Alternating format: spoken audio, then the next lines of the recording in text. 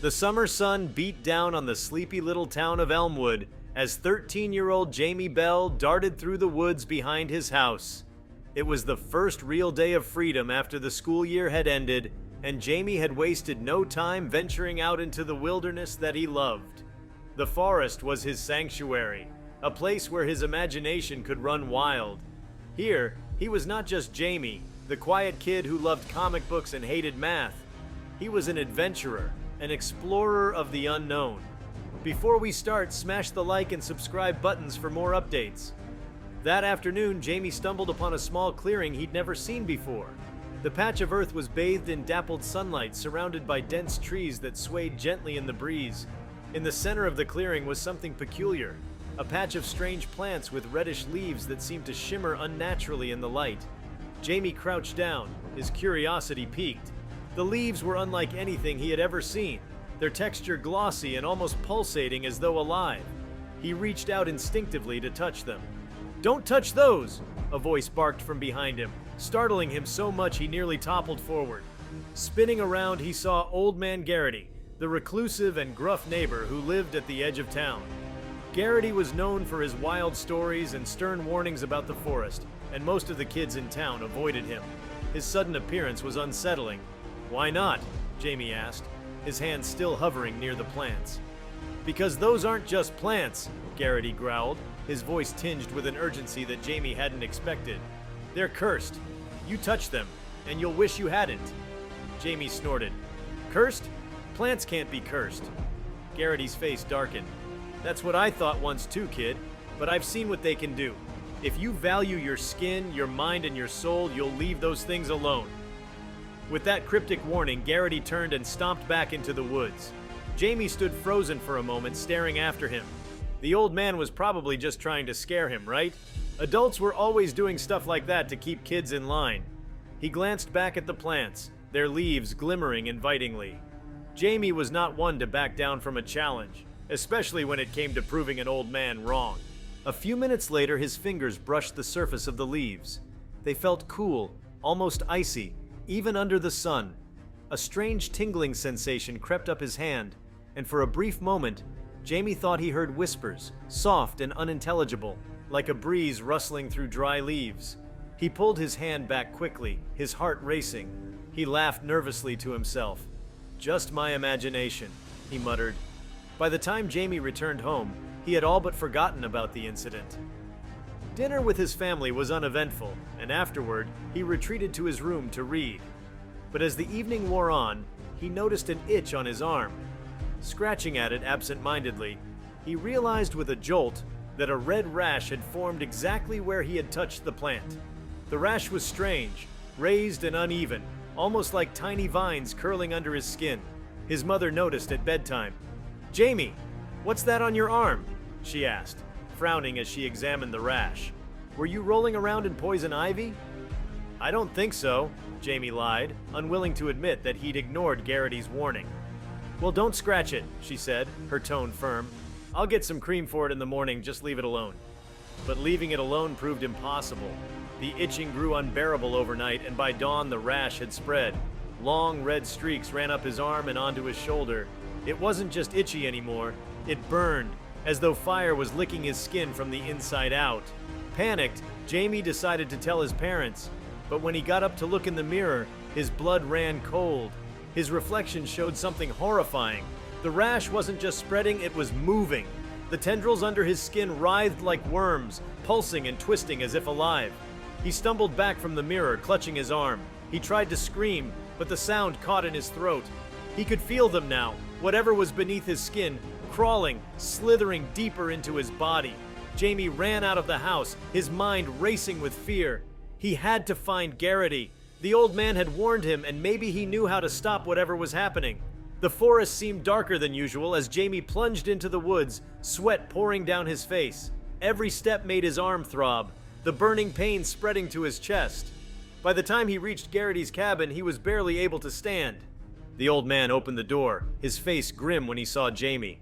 "You touched it, didn't you?" Garrity said, his voice heavy with resignation. Jamie nodded, too breathless to speak. He showed Garrity his arm, and the old man swore under his breath. "It's worse than I thought. Come inside." Garrity's cabin was cluttered with odd trinkets, jars of strange herbs, and yellowed books with incomprehensible titles. Jamie sank onto a chair, gripping his arm as the pain intensified. "What's happening to me?" he gasped. "The plant! It's not from here," Garrity said, pacing the room. "It's ancient, something that doesn't belong in this world. Touching it binds you to it. It's feeding on you now, growing inside you." "Feeding on me?" Jamie whispered, horrified. "There's a way to stop it," Garrity said, pulling a dusty book from a shelf. "But it's not easy, and it's not safe." Jamie had no choice. "I'll do it, whatever it takes." The ritual Garrity prepared was like something out of a nightmare. Jamie had to lie on the floor while Garrity painted strange symbols around him with a chalky, foul-smelling substance. The old man chanted in a language Jamie didn't recognize, his voice rising and falling in eerie cadences. The room seemed to darken, shadows stretching unnaturally across the walls. As the ritual continued, the pain in Jamie's body reached an unbearable peak. He felt as though his veins were on fire, his skin splitting open. He screamed, but the sound was drowned out by a deafening roar that filled the cabin. The air grew thick and suffocating, and Jamie's vision blurred. When he came to, the cabin was silent. Garrity was slumped against the wall, his face pale and drenched in sweat. "It's done," he rasped. "The plant won't take you now." Jamie sat up slowly, his body weak but no longer burning. The rash was gone, replaced by faint scars that looked like the veins of a leaf. "What? What happened?" he asked. "I drove it out," Garrity said, his voice hoarse. "But it'll never be gone completely. It left its mark on you, and it'll always try to find a way back." Jamie nodded, too exhausted to process the full weight of Garrity's words. As he stumbled home that morning, he couldn't help but feel the forest watching him, the trees whispering secrets he could no longer ignore. He had survived, but the encounter had changed him. He knew now that some things were better left untouched. The days after the ordeal in Old Man Garrity's cabin were filled with unease for Jamie. Life in Elmwood seemed to carry on as if nothing had happened. But for Jamie, everything felt different. He couldn't shake the feeling that the world had shifted somehow. Even mundane things, birds chirping in the morning, the rustling of leaves in the wind, felt sharper, more alive, and far more sinister than before. His parents, oblivious to the ordeal he had been through, fussed over his appearance. His mother fretted about the strange scars on his arm, insisting that he must have had an allergic reaction to something. She dragged him to the family doctor, who frowned and muttered vague platitudes about environmental irritants and prescribed an ointment. Jamie didn't bother telling the doctor the truth. How could he explain something that he himself barely understood? But the scars weren't the only reminder of what had happened. At night, Jamie's dreams were plagued by visions of the plant. He saw its shimmering red leaves swaying in a windless void, whispering to him in a language he couldn't understand. He would wake up drenched in sweat, clutching his arm as if expecting the tendrils to reappear beneath his skin. Worse still, sometimes he would wake to find his room filled with the faint but unmistakable smell of the plant, a metallic, almost coppery scent that made his stomach churn. And then there were the voices. They started as faint murmurs, almost indistinguishable from the hum of distant conversation. But as the days turned into weeks, they grew louder, more insistent. They called to him, beckoning him to return to the clearing. Jamie resisted at first, terrified of what he might find if he went back. But the pull was relentless, gnawing at his resolve until he could no longer ignore it. One morning, after a particularly restless night, Jamie found himself standing at the edge of the forest. The air was cool and heavy with dew, the ground soft beneath his sneakers. He told himself he was only going for a walk, that he wasn't planning to go back to the clearing. But his feet seemed to have a mind of their own, guiding him through the familiar trails and deeper into the woods. When he reached the clearing, his breath caught in his throat. The strange plants were gone. In their place was a patch of scorched earth, as if someone had set the entire area ablaze. The ground was blackened and cracked, the surrounding trees charred and lifeless. But despite the destruction, the air was thick with the same metallic scent that had haunted Jamie's dreams. "You shouldn't have come back." The voice startled him, and he spun around to see Garrity standing at the edge of the clearing, his face pale and drawn. He looked older than Jamie remembered, His shoulders stooped and his eyes shadowed by dark circles. I wasn't going to touch anything, Jamie stammered, though the excuse sounded hollow even to his own ears. Garrity stepped closer, his expression grim. The bond between you and the plant hasn't been broken. It never will be. You've been marked, and it's calling you back. Every time you come here, you're feeding it, giving it more power. Jamie swallowed hard, his throat dry. But the plants are gone. The clearing's burned. Garrity shook his head. You don't understand. The plant isn't bound by the rules of this world. What you see here is just a fragment of it, a shadow. The real danger lies in what you can't see, what's lurking beneath the surface. What do you mean? Jamie asked, his voice barely above a whisper. The plant is a doorway, Garrity said, a connection to something far older and far more dangerous than anything you can imagine. When you touched it, you opened that doorway, even if just a crack, and now it's trying to pull you through. Jamie felt a chill run down his spine. He wanted to ask more questions, to demand answers, but Garrity held up a hand to silence him. You've already done enough damage by coming here, the old man said. Go home, and whatever you do, don't come back. For the next few days, Jamie tried to heed Garrity's warning. He avoided the woods entirely, throwing himself into distractions, video games, comic books, anything that would keep his mind occupied. But the pull of the clearing was always there, like an itch he couldn't scratch. And the dreams continued, more vivid and terrifying than ever. One night he woke to find the metallic scent so strong it was suffocating. Sitting up in bed, he saw something that made his blood run cold. On the floor beside his bed was a single red leaf glistening in the moonlight. He stared at it, paralyzed with fear. How had it gotten there? He hadn't been near the clearing in days. The leaf seemed to pulse, its edges curling inward like it was alive. Jamie reached out hesitantly, his fingers trembling. As soon as he touched it, a searing pain shot through his arm, and he yanked his hand back with a cry. The leaf dissolved into a fine red mist that hung in the air before vanishing completely. Terrified, Jamie ran to Garrity's cabin. It was nearly midnight and the forest was eerily silent, the usual chorus of crickets and owls absent. When he pounded on Garrity's door, the old man answered almost immediately, as if he had been expecting him. It's happening again, Jamie said, his voice shaking. The plant! It's in my room! Garrity's expression darkened. He motioned for Jamie to come inside, and the boy noticed for the first time how cluttered the cabin had become. The walls were covered in strange symbols, and jars of herbs and powders were stacked haphazardly on every surface. In the center of the room was a large wooden table, its surface carved with intricate patterns that seemed to shift and writhe when Jamie looked at them too long. I told you the plant would find a way back, Garrity said, his voice heavy with resignation. It's using you as a conduit. If we don't stop it now, it'll tear through the barrier between its world and ours. How do we stop it? Jamie asked desperately. Garrity hesitated, his eyes flicking to the table. There's a way, he said slowly. But it's dangerous. More dangerous than anything we've done before, and there's no guarantee it'll work. Jamie didn't hesitate. I'll do it. Whatever it takes. The old man nodded grimly. You're braver than I thought, he said, but bravery won't be enough.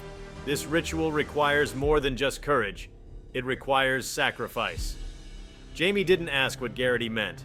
He wasn't sure he wanted to know. As the old man began preparing the ritual, Jamie felt a growing sense of dread. The symbols on the table seemed to glow faintly in the dim light, and the air grew thick with the smell of burning herbs. When Garrity finally finished his preparations, he turned to Jamie.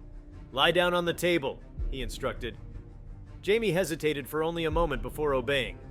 As he lay on the cold wooden surface, Garrity began chanting in the same strange language he had used during the first ritual. The air seemed to hum with energy, and Jamie felt a familiar burning sensation in his arm. Suddenly, the room was filled with a deafening roar, and Jamie's vision went black. When he came to, he was no longer in the cabin. He was standing in a vast, empty void, the ground beneath him soft and spongy like moss. In the distance, he saw the plant, its red leaves glowing ominously. You've come back, a voice said, and Jamie realized with a start that it was coming from the plant. I didn't mean to, he said, his voice trembling. You belong to me now, the plant said. You opened the door, and you cannot close it. Jamie felt a surge of anger. I didn't ask for this, he shouted. I just wanted to explore the forest. I didn't know what you were. The plant's laughter echoed in the void. Ignorance does not absolve you, it said, but I am merciful. Surrender to me, and I will spare your world. Jamie clenched his fists. I'll never surrender. The plant's leaves shimmered, and suddenly Jamie felt himself being pulled toward it. He fought against the pull, but it was too strong. Just as he was about to be consumed, he heard Garrity's voice cutting through the void. Jamie, fight it! Summoning every ounce of strength he had left, Jamie reached deep within himself, focusing on the scars on his arm. He thought of his family, his friends, and everything he loved about his world. With a primal scream, he tore himself away from the plant's grasp. The void shattered like glass, and Jamie found himself back in Garrity's cabin. The old man was slumped over the table, his face pale and his breathing shallow. Did it work? Jamie asked, his voice hoarse. Garrity nodded weakly. The doorway is closed. For now. Jamie helped Garrity to a chair, his own body trembling with exhaustion. The old man looked at him with something resembling pride. You're stronger than I gave you credit for, he said. But this isn't over. The plant will always be a part of you. You'll have to be vigilant. Always. Jamie left Garrity's cabin that morning feeling as though he carried the weight of the world on his shoulders. The old man's words echoed in his head. The plant will always be a part of you.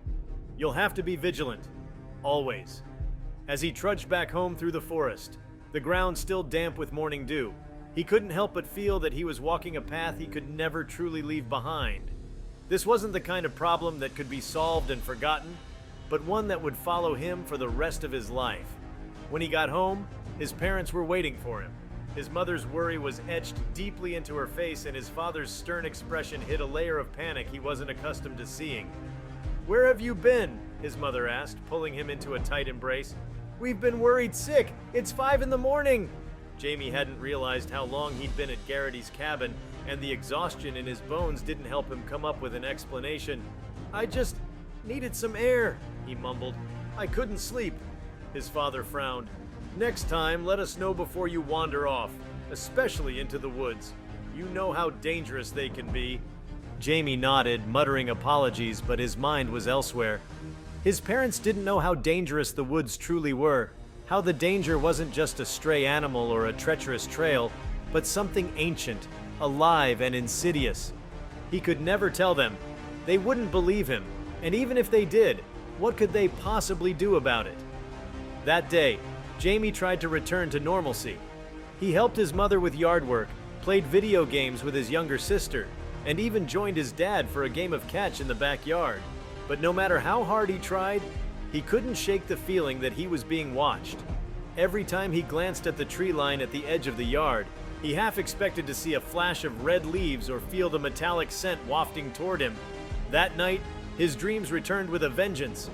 This time, he wasn't just standing in the void with the plant, he was running. The void was alive with shifting shadows and unseen predators, and the plant's voice followed him wherever he went, whispering promises and threats in equal measure. You can't escape, it said, its voice curling around him like smoke. You're mine. When Jamie woke, his room felt suffocating. The air was heavy, and the metallic scent was back, stronger than ever. He sat up in bed, his heart racing, and froze when he saw the faint outline of a figure standing in the corner of his room. It wasn't human. Its limbs were too long, its body too thin, and its eyes glowed faintly red. Jamie blinked, and the figure was gone, but the fear it left behind lingered. The next morning, Jamie went back to Garrity's cabin. He didn't care how dangerous it might be to keep bothering the old man. He needed answers, more than what Garrity had given him so far. The old man looked worse than he had before, his skin pale and his hands trembling as he poured tea into a cracked mug. I told you to stay away from the clearing, Garrity said without preamble. And now you're back again. What happened? Jamie hesitated, then told Garrity everything. The dreams, the figure in his room, and the persistent feeling of being watched. As he spoke, Garrity's expression grew graver. It's worse than I thought, Garrity said finally. The plant isn't just trying to pull you back to the clearing. It's trying to pull itself into your world. Jamie's stomach dropped. What does that mean? It means, Garrity said, that the bond between you and the plant is stronger than I realized. It's using you as a bridge. Every time you dream of it, every time you feel its presence, it's getting closer to crossing over completely. Jamie felt a wave of guilt and panic. What do we do? How do we stop it? Garrity shook his head. I don't know if we can stop it entirely. The doorway's been closed, but it's not locked. All we can do is try to weaken the bond, but it'll take more than rituals this time. This is something you'll have to fight on your own. Jamie stared at him, his mouth dry. What does that mean? How am I supposed to fight something like this? Garrity leaned forward, his eyes piercing. The plant is feeding on your fear, your doubt, your anger. It's using your emotions to grow stronger. If you want to stop it, you have to take control. You have to face it without giving it anything to hold on to. Jamie wanted to argue, to tell Garrity that it wasn't fair to expect a 13-year-old to fight something so monstrous. But deep down, he knew the old man was right. He had to do this himself. No one else could fight this battle for him. That night, Jamie prepared himself. He stayed awake as long as he could, staring at the scars on his arm and reminding himself that he had survived worse than this. When sleep finally claimed him, he was ready. This time the void was different. It wasn't silent and empty, but alive with movement and sound. The shadows writhed like living things, and the ground beneath his feet pulsed with a steady rhythm, like the heartbeat of some great beast. The plant loomed ahead, its red leaves glowing like embers. "You've come back," it said, its voice echoing all around him. "You can't resist me." Jamie took a deep breath, forcing himself to stand tall. "I'm not afraid of you," he said, though his voice trembled slightly. The plant laughed, a low, rumbling sound that made the ground shake. "Oh, but you are. I can feel it. Your fear is delicious. It makes me stronger." Jamie clenched his fists. He thought of what Garrity had said, how the plant was feeding on his emotions. He thought of all the times he had been scared, all the times he had felt powerless. And then he thought of the times he had been brave, the times he had stood up for himself, the times he had faced his fears head on. "I'm not afraid of you," he said again, louder this time. "You don't control me." The plant's laughter faltered, and Jamie felt a surge of determination.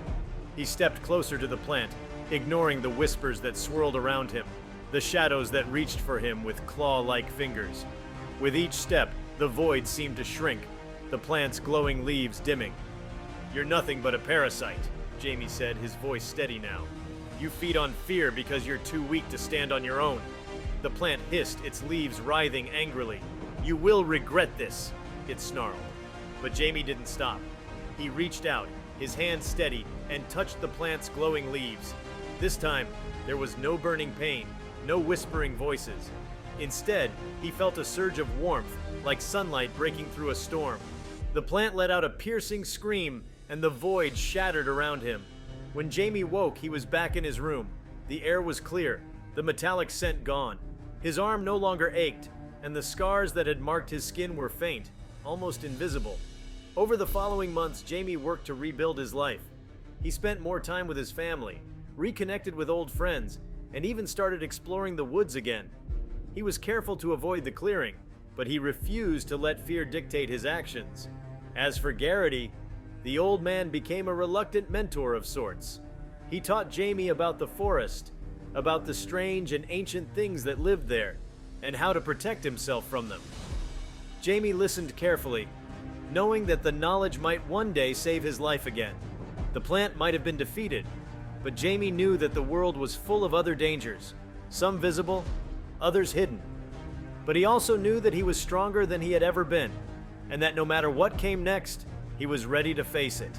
Jamie's days began to settle into an unusual normalcy, but normal had a new definition. The events with the plant had opened his eyes to a reality most people would never understand. The woods that he had once viewed as a playground were now a realm of secrets, full of life and danger he had barely begun to comprehend.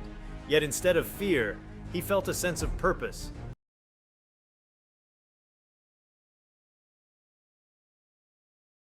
A need to learn, to be prepared for whatever might come next.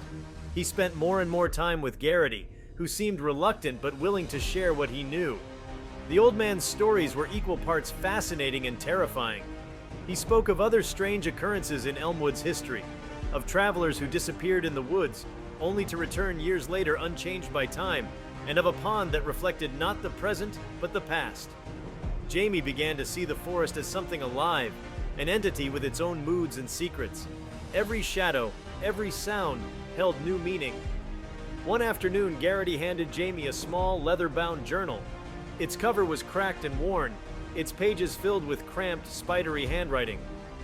"This belonged to my grandfather," Garrity said, his voice gruff but tinged with reverence. He was a woodsman, but he was also a scholar of the strange. He knew things about these woods, about the forces that exist here. It's not all about danger. There's knowledge too. Knowledge that can protect you if you're smart enough to use it.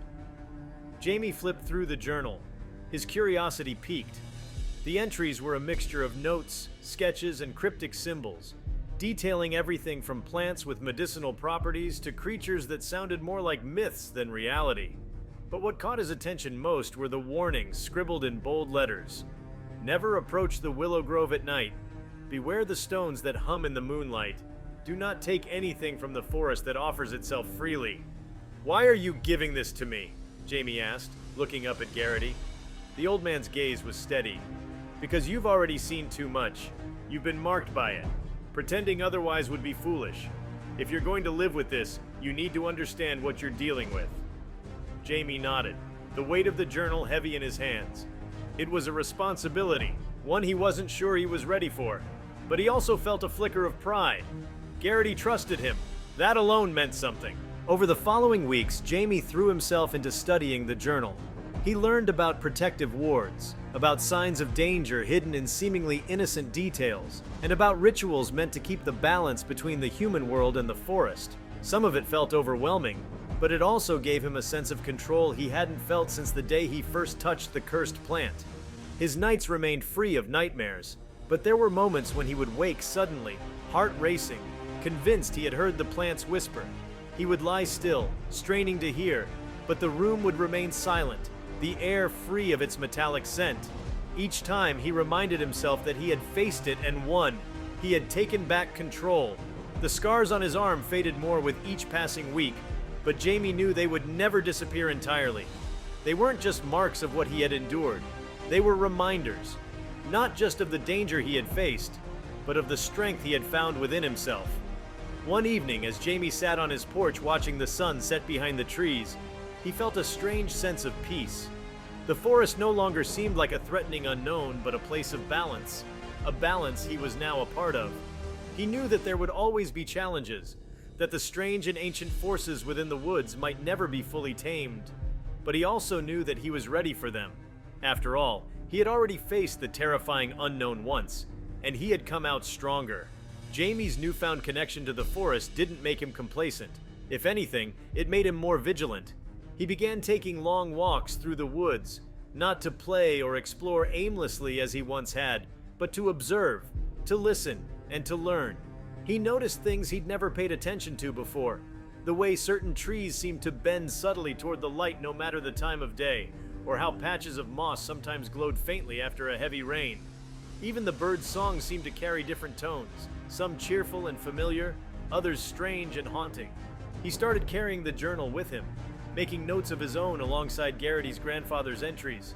Where the journal described an ominous willow grove to avoid, Jamie added his observations about the surrounding area. The peculiar stillness, the lack of animal tracks, the way his own breath seemed to fog unnaturally when he got too close. He was careful never to cross the boundaries Garrity had warned him about, but he couldn't ignore the pull of curiosity. His growing knowledge came with a price. The more he learned, the more he felt the weight of the forest's secrets. Jamie realized that understanding the woods wasn't about conquering them, but coexisting with them. The forest was a living thing, ancient and vast, with rules and rhythms that didn't always align with human logic. It wasn't his enemy, but it wasn't entirely his ally either. It existed beyond concepts like good and evil. It simply was. One day, Jamie ventured deeper into the forest than he ever had before. The trees here were older, their trunks gnarled and twisted, their branches so thick that they blocked out most of the sunlight. The air was cooler, the ground softer beneath his feet. He felt both awed and uneasy, as though he were stepping into a sacred space he wasn't sure he belonged in. If you like this video, please give it a like and subscribe to our channel. Also, Leave your comments below and tell us.